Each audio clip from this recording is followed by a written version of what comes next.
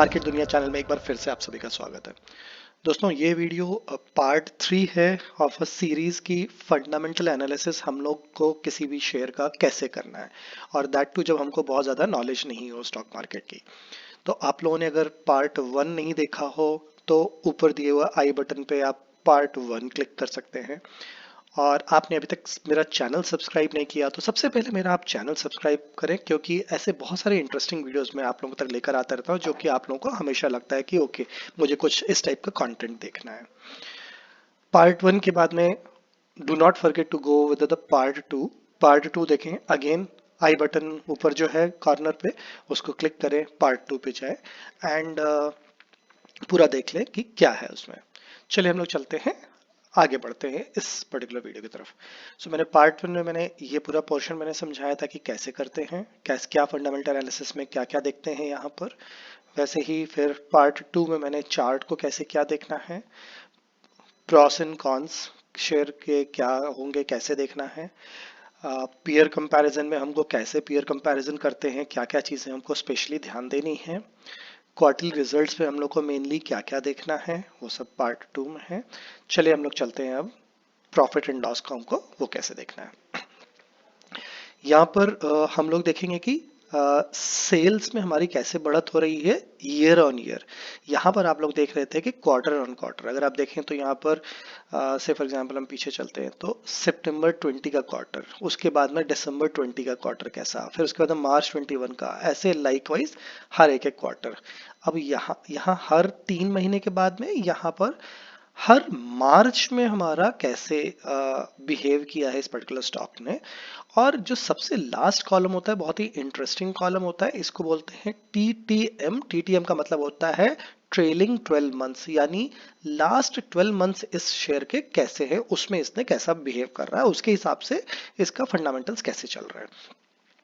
इसका मतलब अगर मार्च 21 में अगर इसने ये का स्टेटस ये था तो ये टीटीएम का जो स्टेटस होगा आज की डेट में हम लोग फरवरी में, मिड ऑफ फरवरी में है, तो जनवरी 21 से लेकर जनवरी 22, ये पूरे जो 12 महीने हैं उस पूरे 12 महीने में ये कैसा है, विच मीन्स दैट कि मार्च के बाद का एक कंसोलिडेशन ये पूरा हमको दिखाई पड़ रहा है कि ओके ये क्या फिगर्स हैं। ठीक है, अब हम यहाँ पर देखेंगे सेल्स। सेल्स में हम लोग देखेंगे कि ओके हमारा सेल्स की ग्रोथ कैसी चल रही है। ठीक है, ग्रोथ हमको नीचे परसेंटेज में हमको दिखाई पड़ेगी, और अगर हमको नंबर्स देखना है तो हम यहाँ पर नंबर्स देखेंगे। इंटरेस्टिंगली आपको यहाँ पर क्या देखना है, पिछले 3-4 साल में आप देखिए कि कैसा इसमें सेल्स में ग्रोथ हो रही है कि नहीं हो रही है। देखेंगे आप यहाँ देखिए 17,999 करोड़ का सेल्स, उससे बड़ा 2506 करोड़ सेल, उससे बड़ा 3294, 3274 ऑलमोस्ट सेम है, उसके अंदर 4061 करोड़, और लास्ट 12 मंथ्स में काफी ज्यादा है जो कि 5277 करोड़। ठीक है, एक्सपेंसेस ऐसे कि उसके उसके खर्चे कैसे चल रहे हैं। ऑपरेटिंग प्रॉफिट हमको देखना है कि जो उसके जो मार्जिन्स है, सो यहाँ पर आप देखेंगे मार्जिन से 14, 15, 16, 11 इसके कर रहे थे, और अभी इस समय इसके जो मार्जिन चल रहे हैं इस साल बहुत ही अच्छे चल रहे हैं, 38% के आसपास पे काम कर रहा है। यानी इसका जो बिजनेस है वो, उसमें से जो प्रॉफिट मार्जिन ये निकाल रहा है वो 38% का निकाल रहा है, कंपेयरिंग टू पिछले पुराने सालों में यहाँ 24% था, फिर 19 हो गया, फिर 30 हो गया, 38% हो गया। ठीक है, मतलब बहुत ही अच्छी इफिशियंसी आई है इसमें। कुछ और चीज़ों से इनकम, बहुत सारी चीज़ों से रीजन से इनकम हो सकती है, वो कोई अपना कोई फैक्ट्री प्लांट बेच रहे हैं, कोई उनके पास लैंड पार्सल हो उसको बेच रहे हैं, कहीं कुछ बड़ा स्क्रैप बेच रहे हैं, या देर कुड भी, यानी कोई आईपी उनका होगा तो उसको उसके कारण उनकी इनकम हुई है, ब्ला ब्ला ब्ला। इंटरेस्ट यहाँ पर ये होता है कि ओके क्या उनका इंटरेस्ट, जो भी उन्होंने डेट लिया हुआ है, जो भी उन्होंने उधार लिया हुआ है, उस पर कितना इंटरेस्ट पे कर रहे हैं, जितना ये कम होता जा रहा है उतना अपने को अच्छा है। सो सेल्स जितना बढ़ रहा है वो अच्छा है, एक्सपेंसेस कम होना चाहिए, या नहीं तो भी रेशियो में उसके कम होना चाहिए। जिस रेशियो में ये बढ़ा एटलीस्ट उस रेशियो में, उससे ज्यादा रेशियो में ये ना बढ़े, वैसा हमको देखना है। ऑपरेटिंग प्रॉफिट हमारा बढ़ रहा है, मार्जिन अगर हमारा स्टेबल भी है या 1-2% प्लस माइनस, अगर 30 में अगर ये 28, 29 भी होता है देन ऑल्सो इज फाइन, यहाँ तो 38 हुआ है। अदर इनकम से हमको ज्यादा मतलब नहीं होना चाहिए। अदर इनकम अगर ये बहुत ज्यादा अदर इनकम है और उसके कारण हमारा प्रॉफिट बढ़ रहा है तो भी वो हमारे लिए अच्छी बात नहीं है, क्योंकि वो इस साल बढ़ा है लेकिन आगे साल नहीं बढ़ कोई जरूरी नहीं कि हर साल हमारा वैसा बढ़ेगा। ठीक है, इंटरेस्ट हमको कम होता हुआ दिखाई पड़ना चाहिए, क्योंकि हमको इससे ये पता चलता है कि इसका जो डेट है, इसका उधार है, वो कम होता जा रहा है। हम आगे देखेंगे कि कैसे हम देखेंगे। अगर इसके पर्टिकुलर केस में भी देख लें तो यहाँ से देखिए आप, ये बढ़ रहा है, यहाँ से सेल्स बढ़ती गई और यहाँ पर इसी करस्पॉन्डिंग अगर मैं नीचे इंटरेस्ट आ रहा हूँ 259 से इसका इंटरेस्ट थोड़ा बढ़ा, लेकिन उसके बाद 263 करोड़ जो इंटरेस्ट दिया उसे 253 करोड़, फिर 212 करोड़, फिर 154 करोड़, और इस बार देखिए कितना कम हो गया। ठीक है, डिप्रिसिएशन आप इस पे अभी ज्यादा ध्यान ना दें, सिंस मैं ये बिगिनर्स के लिए मैं बना रहा हूँ। Profit before tax, tax, net profit, ये टैक्स के पहले का प्रॉफिट कैसा चल रहा है, ये टैक्स के बाद के प्रॉफिट क्या चल रहे हैं, तो आपको इससे मतलब होना चाहिए। इससे भी ज्यादा आपका जो मतलब यहाँ पर जो निकल के आ रहा है अर्निंग पर शेयर, आपको ये देखना है कि अर्निंग पर शेयर क्या मेरा ये बढ़ रहा है, और मेरा आपका अर्निंग पर देखेंगे यहाँ पर तो 17.88 रुपीस पर शेयर के आसपास से लेकर ये 1145.98 कितनी स्ट्रांग बढ़त हो रही है। तो जितना ये मेरा ज्यादा बढ़ेगा ऊपर जाएगा उतनी मेरी कंपनी अच्छी होती जा रही है। इस पूरे उसमें मैं बताऊंगा कि अगर आपको कुछ चीजें देखनी है तो आपको फटाफट देखना है, तो ये देखिए कि क्या मेरा सेल्स बढ़ रहा है, मेरा एवरेज बढ़ रहा है, और ये मेरा टीटीएम क्या बोल रहा है। अगर मेरा टीटीएम मेरा ज्यादा है देन मार्च से, तो मतलब कि मेरा ये साल तो मेरा काफी अच्छा ये बिहेव कर रहा है, कंपनी काफी अच्छा प्रदर्शन कर रही है। एंड उसके बाद मेरा ओपीएम देखना, कोई बहुत ज्यादा डिप तो नहीं हो रहा है। एंड उसके बाद में मेरा इंपॉर्टेंट है कि मेरा ईपीएस, अगर मेरा ईपीएस मैंने देखा अगर मेरा बढ़ता हुआ ईपीएस है, मतलब मेरा ये पूरे जितने भी फंडामेंटल्स हैं सारे इंटैक्ट हैं और काफी अच्छा कंपनी परफॉर्म कर रही है।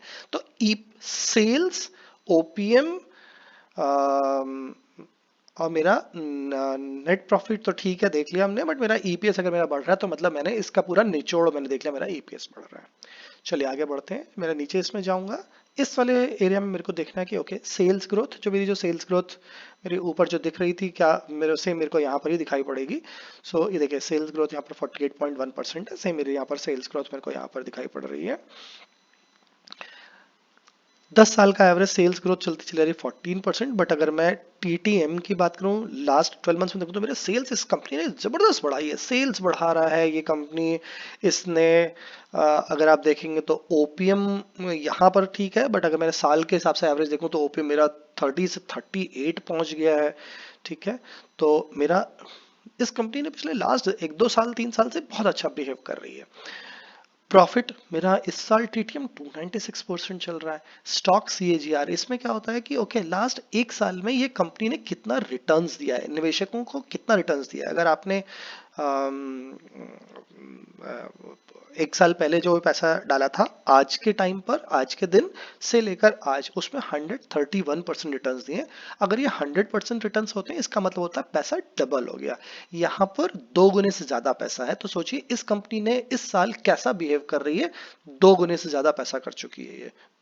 ठीक है, रिटर्न इक्विटी जितना ज्यादा हो उतना अच्छा है।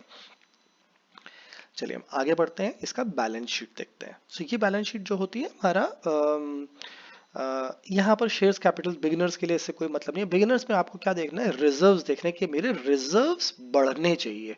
जितना मेरे रिजर्व्स बढ़ रहे हैं यानी मेरे जेब में मेरे इतने पैसे कैश में मेरे सरप्लस चल रहे हैं, और बोरोइंग्स मेरी कम होनी चाहिए। अगर ये चीज बढ़ रहा है और ये चीज कम हो रहा है तो मतलब मेरे फेवर में है, कंपनी अच्छी तरफ बढ़ रही है, स्ट्रॉन्ग फंडामेंटल्स की तरफ बढ़ रही है। ठीक है, इससे ज्यादा अगर आप देखेंगे तो आप, since it is for the fundamentals for beginners है, तो आप बहुत ज्यादा अगर देखेंगे तो फिर आप भी कंफ्यूज होंगे और आपको भी लगेगा देन इस वीडियो में दूसरे वीडियो में कोई डिफरेंस नहीं है। तो आपको रिजर्व्स देखा, बोरोइंग्स देखा, और आपको इसके बाद में आपको चलना है कैश फ्लोज। मेरा कैश फ्लोज जो नेट कैश फ्लो है वो मेरा पॉजिटिव में आ रहा हो। तो हम लोग रेशियोज की तरफ आते हैं।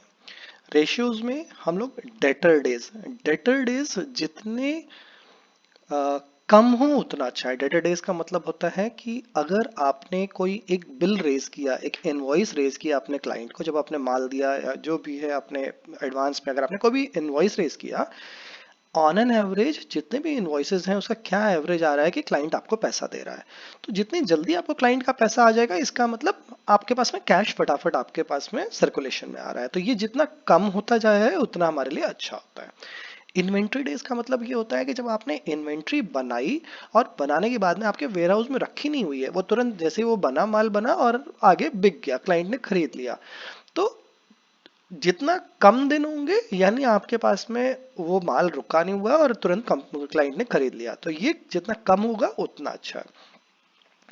डेज पेबल की हम लोग बात करें तो डेज पेबल का मतलब होता है कि यहाँ देखें तो days payable outstanding is a ratio used to figure out how long it takes a company on an average to pay its bills and invoices.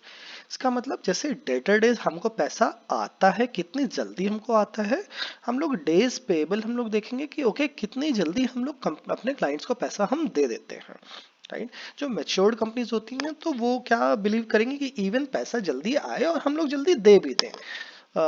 So this is basically that कि आप कितने दिनों में आप दे रहे हैं पैसा। कैश कन्वर्जन साइकिल जो होता है, कैश कन्वर्जन में it is calculated by summing up days sales outstanding and days inventory outstanding and subtracting days payable outstanding, the shorter the value better is for the company. ये number जितना कम होगा उतना आपके लिए अच्छा होगा, ये कम होता जाना चाहिए। वर्किंग कैपिटल डेज का होता है मतलब days working capital describes how many days it takes for a company to convert its working capital into revenue। यानी आपने जो पैसा लगाया हुआ है आपने अपने बिजनेस में, वो पैसा जो बिजनेस को चलाने के लिए लगाया, लेकिन आप उसके कारण कितने फास्ट आपका बिजनेस में आपका वो यूज हो रहा है और उसके कारण आपके रेवेन्यू आ रहे हैं, यानी क्लाइंट से पैसा आना शुरू हुआ। तो ये उसके ऊपर होता है। तो जितनी जल्दी होगा हमारा the higher the days working capital number the less efficient is a company. इसका मतलब जितना ज्यादा होगा उतना हमारे लिए खराब है। तो हमारे को ये होना चाहिए जितना नंबर कम होता जाएगा उतना हमारे लिए अच्छा होता है। अगला होता है शेयर होल्डिंग पैटर्न। इसमें हम देखते हैं कि प्रमोटर की होल्डिंग कहीं कम तो नहीं हो रही है। अगर प्रमोटर की होल्डिंग सेम है या बढ़ रही है तो उसका मतलब ये होता है कि प्रमोटर को विश्वास है अपनी कंपनी पे कि ये मेरी कंपनी आगे जाके अच्छा प्रदर्शन करने वाली है, तो मैं अपने इसमें होल्डिंग बना के रखूं क्योंकि उतना उसका पर्टिकुलर शेयर का जो वैल्यूएशन है वो बढ़ता है। अगर वो प्रमोटर एग्जिट कर रहा है, अपनी शेयर होल्डिंग कम कर रहा है, इसका मतलब प्रमोटर को मालूम है, क्योंकि उसको ही सबसे ज्यादा मालूम होता है अपनी कंपनी के बारे में, और उसको ये मालूम है कि मेरी कंपनी भी आगे खराब करने वाली है, खराब प्रदर्शन होने वाला है, तो जितनी जल्दी जल्दी मैं अपना पैसा बाहर निकाल लूं और किसी ये शेयर्स किसी से और को दे दूं तो उतना ज्यादा अच्छा है। तो आपको ये देखना है। FIIs फॉरेन इंस्टीट्यूशनल इन्वेस्टर्स जो होते हैं वो इसमें कितना पैसा क्या बढ़ा रहे हैं, अगर वो बढ़ा रहे हैं तो इसका मतलब ये कंपनी आपकी अच्छी है। जो फॉरेन इंस्टीट्यूशनल इन्वेस्टर्स होते हैं उनको बहुत बारीकी नजर उनके पास में होती है किसी कंपनी को एनालिसिस करने में, और जब वो अपना निवेश करते हैं तो इसका मतलब ये होता है कि ओके उनको तो इस कंपनी में बहुत विश्वास है। तो जितना FIIs को अगर विश्वास बढ़ता जा रहा है तो उसके मतलब कि वो कंपनी अच्छी है। देखिए इसके पर्टिकुलर केस में FIIs का विश्वास काफी बढ़ता है। सितंबर 20 में 0.03% था और यहाँ से बढ़ते बढ़ते 1.93 हो गया। देखिए इसका बढ़ता जा रहा है। DIAs होते हैं जो अपने भारत के खुद के जो डोमेस्टिक इंस्टीट्यूशनल इन्वेस्टर्स होते हैं, वो उनको क्या लग रहा है इस कंपनी में, वो उसके हिसाब से अगर जो भी कोई हो अगर वो बढ़ा रहे हैं अपना तो इसका मतलब अच्छा है। पब्लिक जो होता है हम और आप होते हैं जो कि पब्लिक, तो जैसे इस पर्टिकुलर कंपनी में इन्वेस्टर प्रमोटर के पास में 67.50 है। बहुत पहले हम देखें तो 67.36 था, फिर 67.42 बढ़ा और उसके बाद में 67.50 मेंटेन्ड है। FIIs ने बढ़ाया है, DIAs ने बढ़ाया है, पब्लिक का देखेंगे तो कम होगा क्योंकि ये सब पैसा ही इनके पास में शिफ्ट होता है। हम लोग बहुत ही इजी तरीके से बेवकूफ होते हैं कि हम अपना पैसा हम शेयर्स बेचते जाते हैं और ये लोग खरीदते जाते हैं। तो आपने देखा पूरा, अगर मैं समअप करूं तो हम ये पूरा देख लिए। इस सारे पूरे जितने भी हैं ऑल जितने वीडियोस बनाए हैं उन सबको आप देखें, आपको पूरा एक समझ में आ जाएगा कि क्या है, किस टाइप की कंपनीज हम बोलेंगे कि ओके ये अच्छी कंपनीज है, ये अच्छी कंपनी नहीं है। आपने अभी तक मेरा चैनल सब्सक्राइब नहीं किया तो सब्सक्राइब करें, बिकॉज अगला जो वीडियो मैं बनाने जा रहा हूँ उस पर मैं कुछ 2 3 4 कंपनीज में आपको दिखाने जा रहा हूँ जो कि फंडामेंटली बहुत स्ट्रांग कंपनीज हैं और जिनके ऊपर हमको निवेश कर सकते हैं, और कुछ ऐसी कंपनीज में आपको दिखाने जाऊंगा जो कि फंडामेंटली वीक हो रही हैं, और अगर हमारा उनमें निवेश है तो हम बाहर निकल जाए तो अच्छा है, नहीं तो हम फंस सकते हैं। तो बहुत ही इंपॉर्टेंट होने वाला है वो वीडियो। तो अगर आपने चैनल सब्सक्राइब नहीं किया तो सब्सक्राइब करें, और आपने ये वाला वीडियो अभी तक मेरा लाइक नहीं किया तो please like my this video and then share it with your families and friends. Thank you.